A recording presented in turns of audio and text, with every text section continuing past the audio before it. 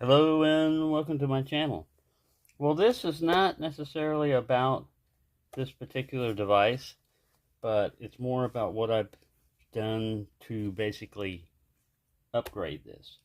Alright, this thing right here is a lot like the Jackeries and all these other um, home power stations and stuff like this. Just a smaller version. Um, its capacity is here.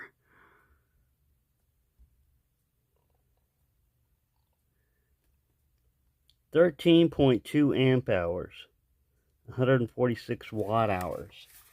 All right, the good thing about these are it has a built-in AC inverter of about 200 watts. And you also have multiple USB-C outputs. You can also put a 12-volt input in here or an 18-volt solar input.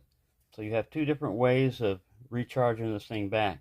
It came with a little wall outlet and plugs in. Now, the problem is this adapter right here, this plug, is the same size as the chargers for the scooters. And I plugged in a 48 volt into here one time, and it came on, it started charging, but smoke started coming out of this exhaust port back here. And I went, uh-oh, I fried it. Well, no, it still works. I don't know, I must have fried the over voltage circuit or whatever, because it still charges it back up. Now, the reason why I've switched over to my newer system is, it's basically the same thing like this, except I have a standalone battery, a standalone LifePo 4 battery of 20 amp hours. So if that ever goes bad, see, if the battery goes bad in this one right here, I'm going to have to take it apart and try to salvage the inverter out of it, because that would be about the only thing that would be useful anymore if the batteries go bad. Same thing with the inverter. If the inverter goes bad, then it's still just a DC output type of thing. But what determines the life cycle of any battery is the number of complete charges and discharges that they get. And what I've been using this thing for is my little scooter. Instead of dragging my scooter up the stairs and down every time I want to do it and trying to find a place to store it in here without tripping over it and all that other stuff, I started using this. I just turn the regular power on, and then you hit here for turning on the AC, and it usually flashes green and red, and then you can hear that little fan comes on. If it's got a load, that fan will run. If it doesn't, it won't. The only problem with this is, as long as this AC thing is on and you've got power here, this will still stay on even after the battery is charged down there. Which I found out one time. I was like, is this thing ever going to finish charging? And the problem that I had is, even a short trip to like HEB and back, it'll gobble up 1 or 2 bars on the scooter.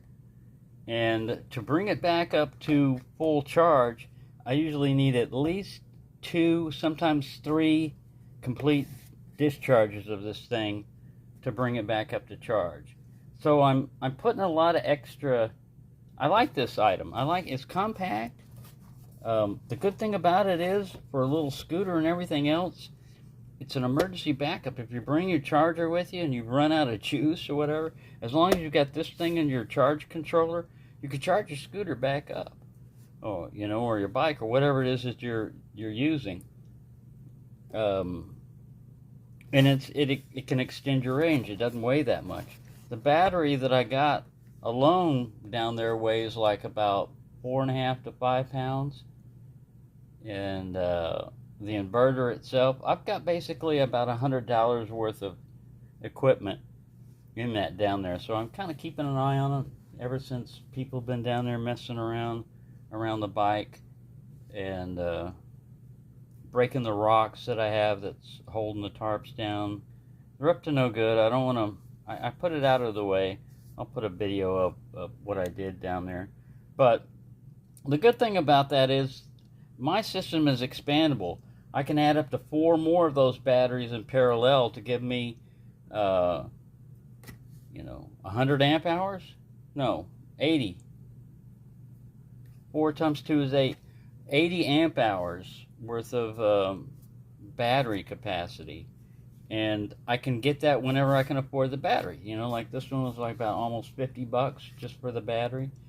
And the inverter was around 20 something. And the charge controller, the charger for the scooter came with it, but to replace it would cost me about $20 or so, So I mean, 20 or $30. So it's, if I'm thinking about is if somebody stole all that stuff down there, what it would cost me, to replace it. But that's why I keep an eye on that. And I was even thinking about getting a trail camera and having it aimed down at the equipment. But the problem is, it probably wouldn't get anybody's. It probably wouldn't help, as far as like. I mean, it would help me determining who took it, but getting the stuff back is a different story. Anyway, I just thought I'd give you that little update there. I got more stuff going on, but that can also be my little home power system. It's 12 volts when it's I think it's like rated. You got to have a LiFePO charger. Like I've got one of those coming in today. A regular lead acid battery charger doesn't work on those as well. Even though it's got a battery management system built into the battery that I bought separately. And the name of that one, I'm not going to pronounce it, but Fukuyui, yeah. It's funny, but that's what I'm doing with that. That's just basically to prevent me from having to go up and down the stairs and to wear this thing out, because I really like this. It's not too heavy. It's not. It's just the right amount of weight versus utility and capacity and everything. A little small backup thing. Like I said, you've got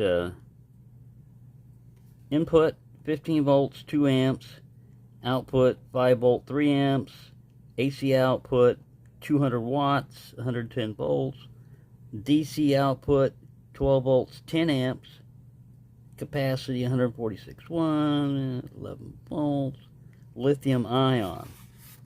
So those are probably just a bunch of little 18650 batteries slapped together in a battery pack with a battery management system. But 12 volt output, that's good. 15 volt input solar. Well, I think the last time I said output and input, but you can read, fortunately, because I edit this stuff. When I go through and I look back and think, you idiot, why did you say that? I don't know. Anyways, there you go. Just a little quickie update of my power system. I've got solar panels, but because of where I'm at and everything, I would only get like maybe 5 or 6 hours of sunlight. So if there was a real emergency, I'd just move the battery. I'm going to have to get a solar charge controller. It's the only other thing that I need for that. And I've only got a 45 watt solar panel or whatever, but for what I'm using and everything, it's good enough.